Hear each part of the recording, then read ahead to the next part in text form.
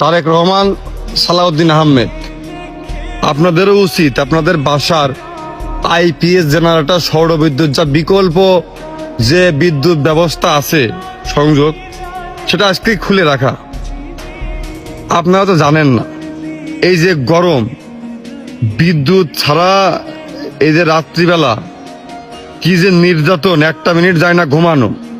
তারপর যাকে শ্বাসকষ্ট আছে তারা তো প্রত্যেক দিন কানের গোড়ায় কেউ না কেউ এসে লাইলাহা পড়তে হয়। যারা হাই প্রেশার, মনে হলো জানটা গেছে, ছোট বাচ্চাদের তো হাসপাতালের খোঁজ খবর রাখেন আপনারা? রাখেন না।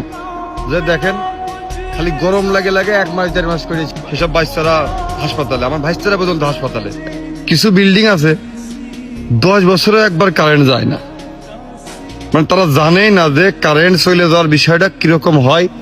কারেন্ট না থাকলে, আমার ঘরের পাখাটা না ঘুরলে, এসিটা না চললে, আলোটা না জ্বললে আসলে আমার কাছে কিরকম অনুভূতি হতে পারে তাকে ধারণা নেই কোনো।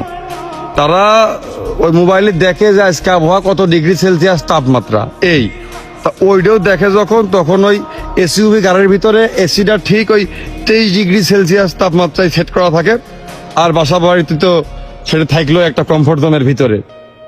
আমার অভিযোগ আসছে যে যার টাকা আছে সে আইপিএস লাগাক, জেনারেটর কিনুক, কিন্তু সরকারি দলের কোনো প্রতিনিধি যেন আইপিএস না লাগায়, জেনারেটর না ব্যবহার করে।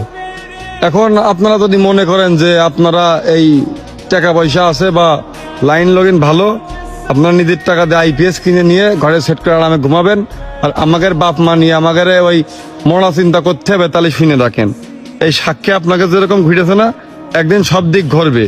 আর ওই দিন কিন্তু নাম তালিকা করে বাড়ির মিটার তার খুঁজে নিয়ে চলে আসবো। শোনেন, আমাদের দেশের নিয়ম হচ্ছে কি, যে দল ক্ষমতায় থাকে তারা ব্যতীত তারা ফেরেস্তা, পীরে কামেল, এর বাইরে যারা বিরোধী দল, রাজনৈতিক দল, তারা সবাই আসামি। ইমাম সাহেব আসামি। যেরকম 17 বছর এই বর্তমান সরকারের প্রতিনিধি নেতাকর্মীরা খুব কষ্ট করেছে, তাদের বাসায় থাকতে পারেনি, মিথ্যে মামলা, নির্যাতন, জুলুম হয়েছে, এটা আমি বিশ্বাস করি। কিন্তু আপনারাও কিন্তু সেমটাই করেন, আরো বেশি করেন। তো গেল, এখন আমাদের দেশে কিন্তু বিদ্যুৎ যাইতো না, পর্যাপ্ত পরিমাণ বিদ্যুৎ ছিল, খুব আরামে থাকতাম আমরা। তো এই ডে সম্পর্কে আপনারা জানেন না, কারণ আপনারা কি, আপনারা এই 17 বছর নির্যাতনে, জুলুমি বা দোষ করে যে কারণেই হোক আপনারা ধান খেতে ঘুমাইছেন। তো বিদ্যুতের সংযোগ, বিদ্যুতের সুবিধা সম্পর্কে আপনাদের ধারণা খুব কম। আপনারা এটা করতেছেন যে ফ্যান আছে, বাতি আছে, কিন্তু বিদ্যুৎ নেই, খাম্বা আছে, ট্রান্সমিটার আছে, কিন্তু ট্রান্সফার করার কারেন্ট নেই। ভাই এটা তো চলে না, এটা তো হয় না, বোঝেননি? মানে আপনাদের কি, মানে বাংলাদেশের সরকারের যে ব্যাপারটা এই দেখি যে তাকে সিদ্ধান্ত, তাদের কার্যক্রম অল টাইম জনগণ